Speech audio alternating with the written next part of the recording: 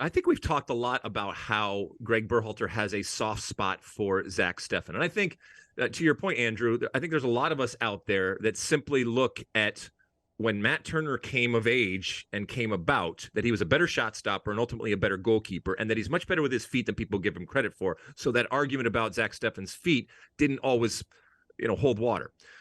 Having said that, I think everybody, including us, have Zack Steffen as going to the World Cup.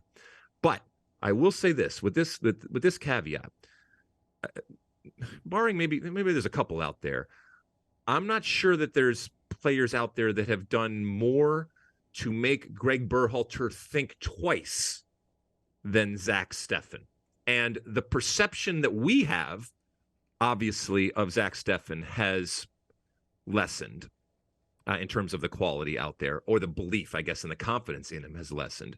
But I also get the feeling that, Gregg Berhalter doesn't put his head in the sand. He sees what is going on.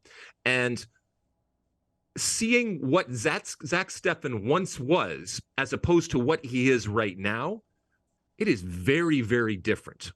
And a little, in the back of my mind, I think of, does Gregg Berhalter really believe that Zack Steffen is the guy to take him to the promised land?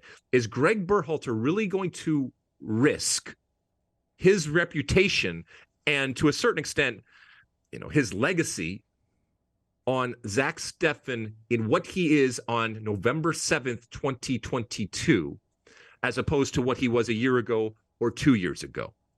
All for, the ability to play out of the back in certain moments. And again, this goes back to something we've talked about of how much of the romantic are we ultimately going to see? And we're going to see this in the next 48 hours. I think we're going to have a real definitive type of moment where we're going to see how much of the romantic Gregg Berhalter exists still, and how much of the pragmatic Gregg Berhalter has taken form, and what type of mixture it ultimately is. And I think it's going to ultimately be reflected in the 26-man roster. I think there are going to be some surprises. I think that there are going to be some head-scratching decisions.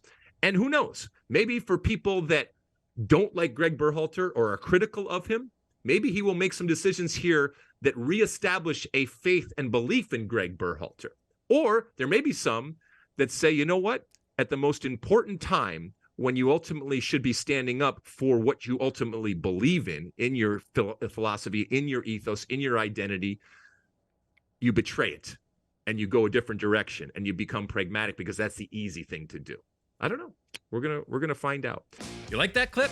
Well, my State of the Union podcast drops every week. Subscribe now on Apple Podcasts, Spotify, or wherever you get your podcasts.